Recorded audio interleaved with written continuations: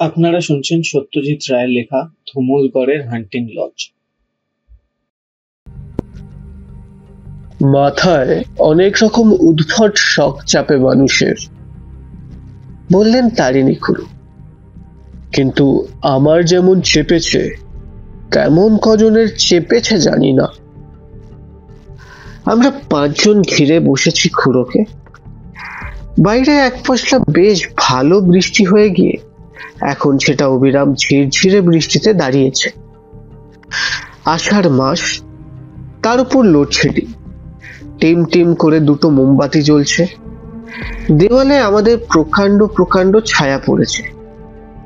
সব মিলিয়ে তারিণী খুড়োর গল্প শোনার পক্ষে আইডিয়াল পরিবেশ। খুড়োর মতে তার গল্পগুলো সবই সত্যি। এ ব্যাপারে গ্যারান্টি দেওয়ার সাধ্যই আমার নেই, তবে গল্পগুলো যে রংদার তাতে সন্দেহ নেই। আর তারিণী খুড়োর যে গত 40 বছর ধরে সারা ভারতবর্ষ ঘুরে নানা রকম অভিজ্ঞতা হয়েছে সে কথা বাবা আমাদের বলেছেন। কাজেই সেটা অবিশ্বাস করার কোনো কারণ নেই। ন্যাপলা বলেই বসলো, আজ কিন্তু ভূতের গল্পের মতো আর কোনো গল্প জমবে না। তারিণী খুড়ো স্কুল মাস্টারের ঢঙে বললেন, ভূত সচরাচর 4 প্রকার হয়। 1, অশরীরী আত্মা, যাকে চোখে দেখা যায় না। 2, ছায়া মূর্তি। 3, নিরেট ভূত, দেখলে মনে হবে জ্যান্ত মানুষ কিন্তু চোখের সামনে ভ্যানিশ করে যাবে।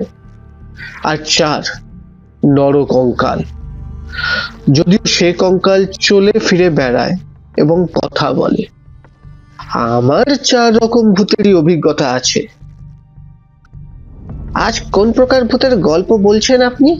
ন্যাপলা প্রশ্ন করল। সে কথায় কান না দিয়ে দুধ চিনি ছাড়া গরম চায়ে একটা চুমুক দিয়ে খুড়ো তার গল্প শুরু করলেন। তোরা তো পত্রিকা পড়িস, নিশ্চয়ই লক্ষ্য করেছিস যে আজকাল সাক্ষাৎকারের একটা হেডেক পড়েছে। খেলোয়াড়ের সাক্ষাৎকার, আর্টিস্ট, গাইয়ে, নাচিয়ে, ফিল্ম স্টার, সকলেরই সাক্ষাৎকার। আর এইসব নাম করা লোকের মনের কথা তাদের নিজেদের মুখে শুনে পাঠকও আহ্লাদে আটখানা। আমি যখনকার কথা বলছি 64, আমার বয়স তখন 40-এর ঘরে। তখনও এই ব্যাপারটা তেমন চালু ছিল না। আমি তখন ডেকান হেরাল্ড কাগজের রিপোর্টার, ব্যাঙ্গালোরে থাকি। খবরের ধান্দায় চরকি ঘুরতে হয়। বিপদের তোয়াক্কা করি না বলে দাঙ্গা, খুন খারাপি, অগ্নিকাণ্ড এইসব বেয়ারা ঘটনা রিপোর্ট করতে আমাকে পাঠানো হয়। এই সময় ডেকান হেরাল্ডের ফাইল ঘাঁটতে ঘাঁটতে বছর 7 পুরনো একটা লেখা চোখে পড়ল। লেখক হলো সাহেব, নাম রবার্ট ম্যাকার্ডি। লেখার বিষয় হলো ধুমুলগড়ের হান্টিং লজ। ধুমুলগড় মধ্যপ্রদেশের একটা ছোট্ট শহর, চাঁদা থেকে 70 কিলোমিটার পশ্চিমে। চারিদিকে জঙ্গল, আর সেই জঙ্গলেরই একটা অংশে একটা টিলার ওপর রাজার হান্টিং লজ বা শিকারাবাস। দিব্যি আরামে রাত্রিবাস করা যায় এমন একটা বাড়ি। আবার তার খোলা ছাতে বসে জন্তু জানোয়ারও মারা যায়। ভারতবর্ষের বহু প্রদেশের বহু মৃগয়া প্রিয় রাজাদের এইরকম হান্টিং লজ আছে। ম্যাকার্ডি সাহেব এইগুলো স্টাডি করতেই ভারতবর্ষে এসেছিলেন। ধুমুলগড়ের হান্টিং লজে গিয়ে তিনি আবিষ্কার করেন যে লজটি হন্টেড, অর্থাৎ সেখানে একটা প্রেতাত্মা বাস করে। ম্যাকার্ডি খবর নিয়ে জানেন যে ওই হান্টিং লজেই ধুমুলগড়ের বড় কুমার আদিত্য নারায়ণের মৃত্যু হয়। ছোট কুমার প্রতাপ নারায়ণ সেটা ভেরিফাই করে। লেখাটা পড়ার পর থেকেই আমার মাথায় একটা অদ্ভুত ফন্দি ঘুরতে লাগলো। এটা আমার বিশ্বাস এবং অনেকেরই বিশ্বাস যে মানুষ মরে গেলে ভূত হয় তখনই যখন মৃত্যুটা স্বাভাবিক না হয়ে হয় অপঘাত জাতীয় কিছু, খুন, আত্মহত্যা, বাজ পড়ে মরা, মোটর ক্র্যাশে মরা, জলে ডুবে মরা, হিংস্র জানোয়ারের হাতে মরা, এই সব ক্ষেত্রেই মৃত ব্যক্তির আত্মার টেন্ডেন্সি হয় যে তল্লাটে মৃত্যু হয়েছে তারই আশেপাশে ঘোরাফেরা করা, যেন সে অকালে প্রাণ হারিয়ে পৃথিবীর মায়া কাটাতে পারছে না। ডেকান হেরাল্ডের পুরনো ফাইলেই জানতে পারলাম যে 10 বছর আগে ধুমুলগড়ের বড়কুমার আদিত্য নারায়ণ হান্টিং লজে বন্দুক সাফ করার সময় আকস্মাৎ গুলি ছুটে গিয়ে মারা যান। অবশ্যই মৃত্যুটা আত্মহত্যাও হতে পারে, কিন্তু সঠিক জানার কোনো উপায় ছিল না।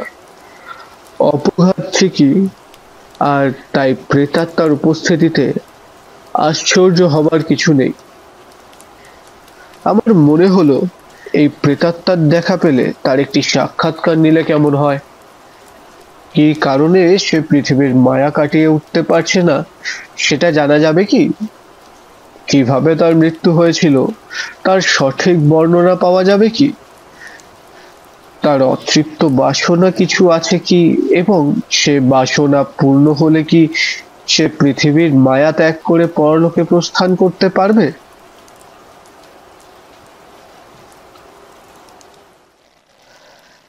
আমার কাগজের সম্পাদক জগন্নাথ কৃষ্ণনকে বলে 7 দিনের ছুটি নিয়ে ধুমুলগড় পাড়ি দিলাম। যারা অন্ধকার ঘরে টেবিলের চারপাশে ঘিরে বসে প্ল্যানচেট করে তারাও প্রেতাত্মার সঙ্গে কথোপকথন চালায়, কিন্তু সেটা হয় একটি তৃতীয় ব্যক্তির মাধ্যমে, যাকে বলে মিডিয়াম। এখানে ভূতকে দেখা যায় না, ফলে মিডিয়াম যদি খাঁটি না হয় তাহলে বুজরুকির অনেক সুযোগ থাকে। প্ল্যানচেটে তাই আমার বিশ্বাস নেই, তবে ভূতে বিশ্বাস আছে, কারণ তোরা তো জানিস ভূতের অভিজ্ঞতা আমার নিজেরই অনেকবার হয়েছে। ধুমুলগড়ের ছোট কুমার প্রতাপ নারায়ণ এখন গদিতে বসেছে, কারণ বাপ শঙ্কর নারায়ণ মারা গেছেন বছর 5 হলো। বড় ছেলে আদিত্য হান্টিং লজে মারা যাওয়ায় বাপের সম্পত্তি ও সিংহাসন ছোট কুমারই পেয়েছে।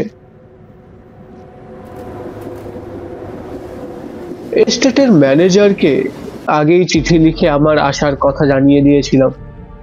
ধুমুলগড় পৌঁছে ভদ্রলোকের সঙ্গে দেখা করে আমার অভিপ্রায় জানালাম। ম্যানেজার ঈশ্বরী প্রসাদ বললেন যে একবার রাজার সঙ্গে কথা বলে নেওয়া দরকার। সকলকে হান্টিং লজে ঢুকতে দেওয়া হয় না। ঈশ্বরী প্রসাদই রাজার সঙ্গে একটা অ্যাপয়েন্টমেন্ট করিয়ে দিল। রাজার সুসজ্জিত আপিস ঘরে সকালে প্রতাপ নারায়ণের সঙ্গে দেখা করলাম। বয়স 40-এর বেশি না, চারা দেওয়া গোঁফ, শরীরে চর্বি যেন একটু বেশি, পোশাক একেবারে সাহেবি ধরন। তার সঙ্গে 2 হাতের আঙ্গুলের আংটির বহর কেমন যেন বেমানান। রাজা সাহেব আমাকে আসার কারণ জিজ্ঞাসা করতে অকপটে তাকে সব বলে দিলাম। রাজা শুনে বললেন, এই তোমার খুবই উদ্ভট শখ, তাতে কোনো সন্দেহ নেই, তবে আমায় জিজ্ঞাসা করলে আমি বলবো যে আমার দাদা লজে ভূত হয়ে অবস্থান করছেন। এটা আমি মোটেই বিশ্বাস করি না। ভূত জিনিসটাই আমি বিশ্বাস করি না, আর সে ভূত থাকলেও সে তোমার সঙ্গে কথা বলবে, তোমার প্রশ্নের জবাব দেবে, এমন আশা করাটাই বোধহয় ঠিক না। আমি তখন ম্যাকার্ডি সাহেবের কথা বললাম। প্রতাপ নারায়ণ বলল, ম্যাকার্ডির ধারণা ভারতবর্ষ হচ্ছে ভূত প্রেতের দ্বীপ। তাকে বলে বোঝাতে পারিনি যে এ ধারণা ভুল। পুরো বাড়ি দেখলেই সাহেব সেইটাকে ভূতের বাড়ি বলে ধরে নিত। সাহেবের পুরোপুরি ব্যাপারটা কল্পনা ভিত্তিক। আমি বললাম, তাও একবার যাচাই করে দেখতে ক্ষতি কি? এতদূর যখন এসেছি তখন কোনো রকম অনুসন্ধান না করেই ফিরে যাব? আমার গো দেখে প্রতাপ নারায়ণ শেষ পর্যন্ত রাজি হলো। রাজবাড়ি থেকে হান্টিং লজের দূরত্ব 1.5 মাইল। পাতলা জঙ্গলের মধ্যে দিয়ে সাপের মতো আঁকাবাঁকা রাস্তা দিয়ে নাকি সেখানে পৌঁছাতে হয়। ঈশ্বরী প্রসাদকে বলে রাজা আমার জন্য একটা জিপের বন্দোবস্ত করে দিলেন। সেটা আমাকে রাত 10টা নাগাদ পৌঁছে দিয়ে আবার ভোরবেলায় গিয়ে নিয়ে আসবে।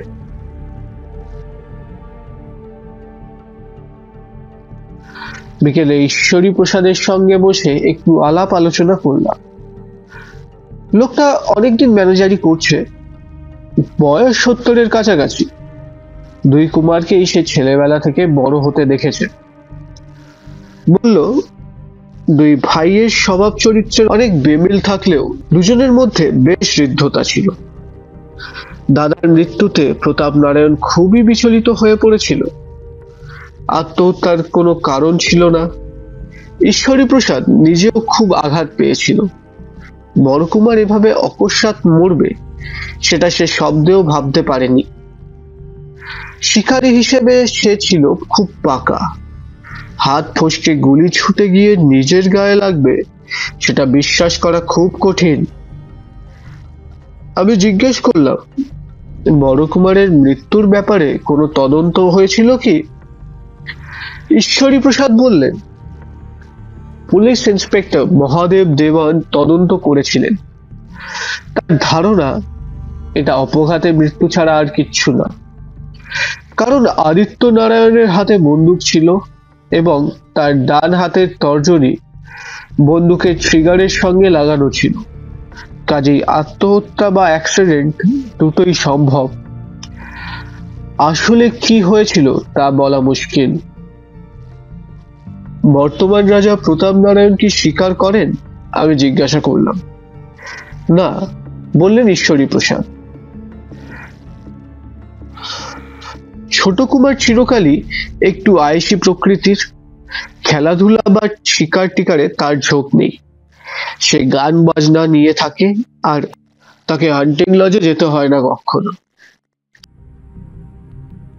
রাত্রের লক্ষ্মী বিলাস হোটেলে চাপাতি আর মুরগির মাংস খেয়ে খাতা পেন্সিল হাতে নিয়ে তৈরি হয়ে নিলাম। সেদিন ছিল পূর্ণিমা। আকাশের টুকরো টুকরো মেঘ দ্রুত ভেসে যাওয়ার পথে মাঝে মাঝে চাঁদকে আড়াল করছে। 9:45 নাগাদ জিপ এসে গেল। আমি হান্টিং লজের উদ্দেশ্যে রওনা দিলাম। মিনিট খানেকের মধ্যেই শহর পেছনে ফেলে জিপ জঙ্গলের পথ ধরল। আর তার 10 মিনিট পরেই একটা দোতলা বাড়ির গাড়ি বারান্দার তলায় এসে জিপটা থামলো। অর্থাৎ হান্টিং লজ এসে গেছি।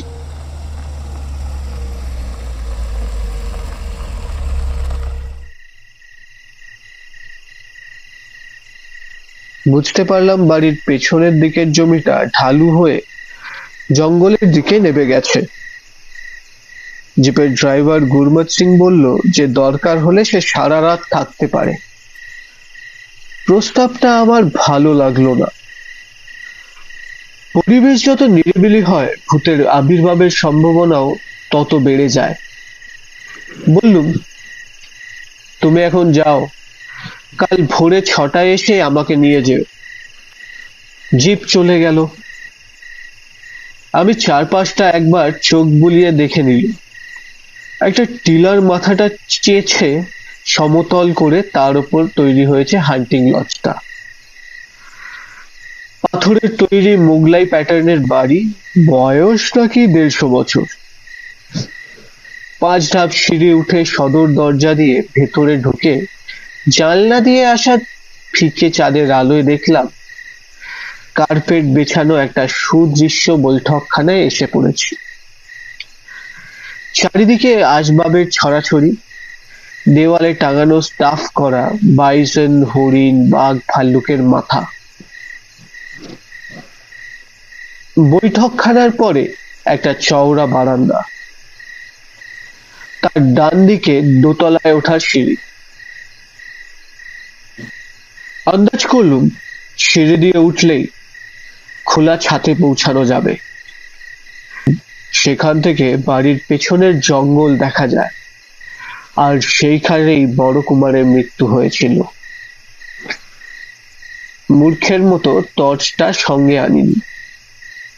চাঁদের আলো আছে ঠিকই, কিন্তু সে আর সব জায়গায় প্রবেশ করবে কি করে? তখন আবার চুরুট খাওয়া অভ্যেস। দেশলাইয়ের আলোতে সিঁড়ি দিয়ে উঠে দোতলায় পৌঁছলুম। যা ভেবেছিলুম তাই। একপাশে পশ্চিমের খোলা ছাদ, তার নিচু পাঁচিলের ধারে গিয়ে দাঁড়ালেই সামনের ঢালু জমির ওপর গভীর জঙ্গল শুরু হয়েছে। একবার মনে হলো যেন বাঘের ডাকও শুনতে পেলুম জঙ্গলের দিক থেকে। ছাদ ছাড়াও একটা বড় ঘর রয়েছে নিচের বৈঠকখানার ঠিক ওপরে। এখানে একটা ফরাস পাতা দেখে বুঝলুম যে শিকারীর যদি ঘুম পায় তাই এই ব্যবস্থা। ঘরের দেওয়ালে বড় বড় অয়েল পেন্টিং, তার বেশিরভাগই মনে হলো এই পরিবারের পূর্বপুরুষের ছবি। ফরাসের ওপর একটা আরাম কেদারা ছাড়া আরো কয়েকটা ছোট ছোট সোফা রয়েছে। আমি আরাম কেদারায় বসে একটা চুরুট ধরালুম। পকেট থেকে নোটবই বার করে চেয়ারের হাতলে রাখলুম।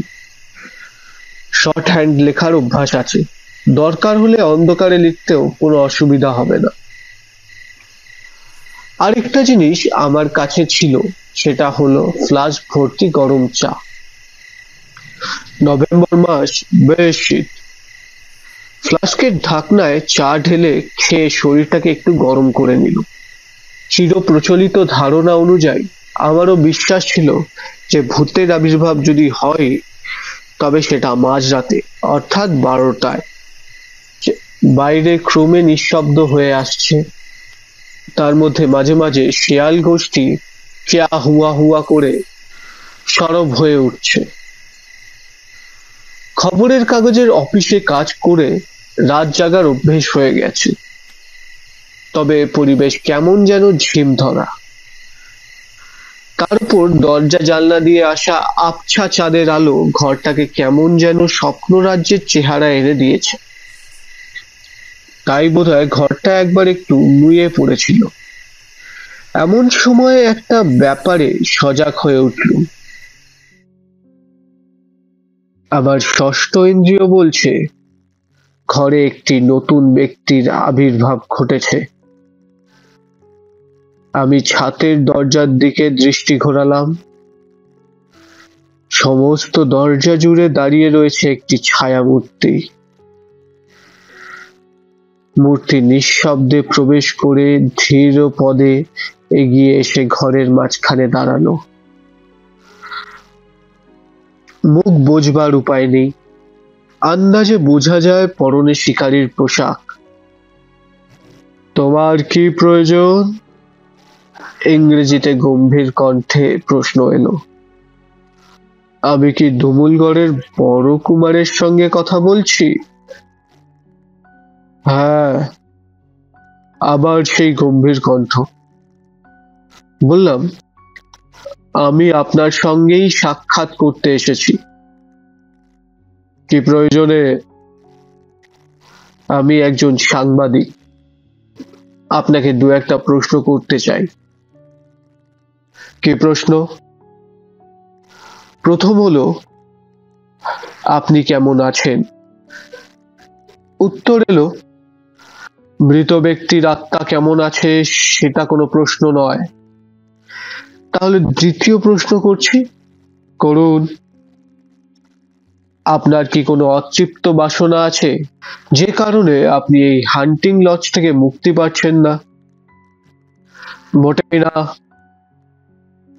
আমার আয়ু আমার জন্মের মুহূর্তেই নির্ধারিত হয়ে গিয়েছিল। আমি জানতাম আমার মৃত্যু হবে 7ই অগ্রহায়ণ, আমার 32 বছর বয়সে। আমি এই মৃত্যুর জন্য সম্পূর্ণ প্রস্তুত ছিলাম এবং মৃত্যুর আগে আমার সব স্বাদ মিটিয়ে নিয়েছিলাম। অবশ্যই কিভাবে যে মরবো সেটা আগে থেকে জানা ছিল না। বলা বাহুল্য, আমি সবকিছু শর্ট হ্যান্ডে লিখে নিচ্ছি। এবার প্রশ্ন করলাম, আপনি তাহলে আত্মহত্যা করেননি? উত্তর এলো, না, আমার মৃত্যু হয় আকস্মাৎ আমার নিজেরই অসাবধানতা হেতু। আমি বন্দুক সাফ করছিলাম, কিন্তু সে বন্দুকে যে টোটা ছিল সেটা আমি প্রেতাত্মার কথা হঠাৎ থেমে গেছে, কারণ তার কথা ছাপিয়ে আরেকটা গম্ভীর কণ্ঠস্বর শোনা যাচ্ছে। মিথ্যে কথা।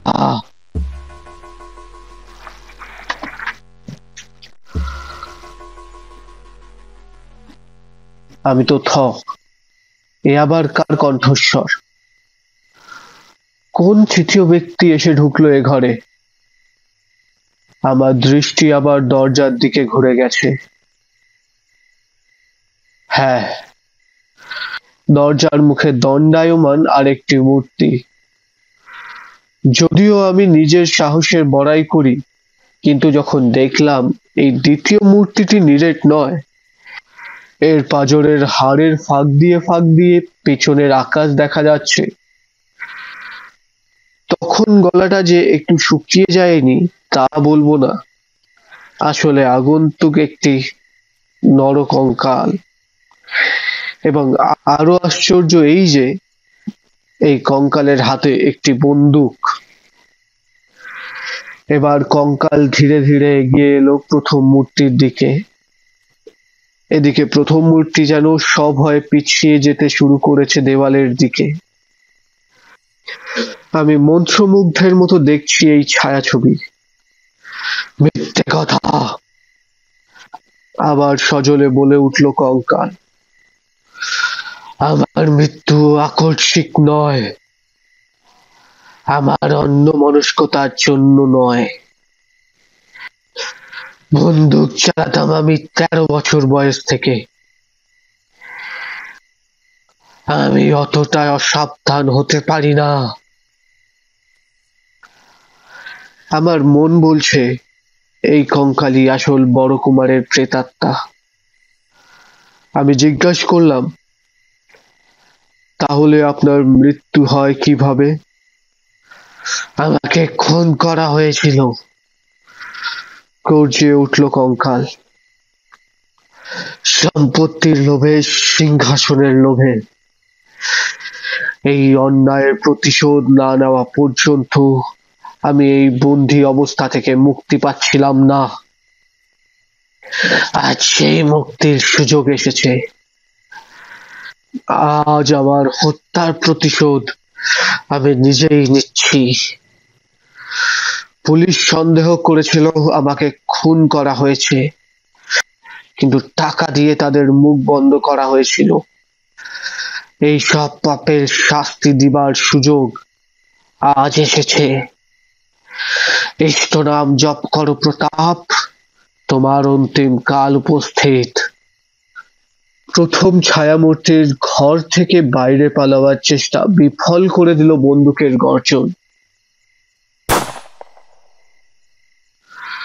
ফরাসের ওপর লুটিয়ে পড়ল প্রথম ছায়ামূর্তির নিস্পন্দ দেহ। সঙ্গে সঙ্গে কঙ্কাল আমাকে উদ্দেশ্য করে বলে উঠল, সত্য ঘটনাটা প্রকাশ হলে আমি শান্তি পাব। আমার এই উপকারটা করার জন্য আমি আপনাকে ধন্যবাদ জানাচ্ছি। এই কথাটা বলে বন্দুকধারী কঙ্কাল অদৃশ্য হয়ে গেল।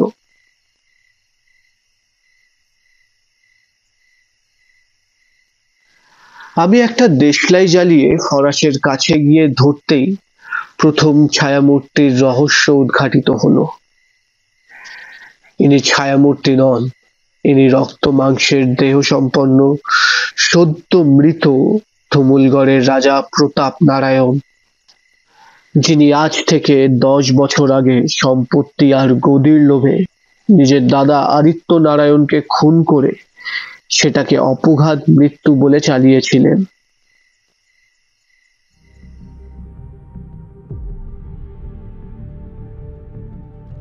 এই খুনের অবশ্যই তদন্ত হয়েছিল এবং স্বভাবতই তাতে আমাকেও জড়িয়ে পড়তে হয়েছিল, কারণ আমি ছাড়া আর কোনো তৃতীয় ব্যক্তি ছিল না প্রতাপ নারায়ণের সঙ্গে। অথচ যে অস্ত্র দিয়ে তাকে খুন করা হয়েছে তার কোনো চিহ্ন নেই ত্রিসীমানায়। তাই শেষ পর্যন্ত বেকসুর খালাস পেয়ে গেলাম।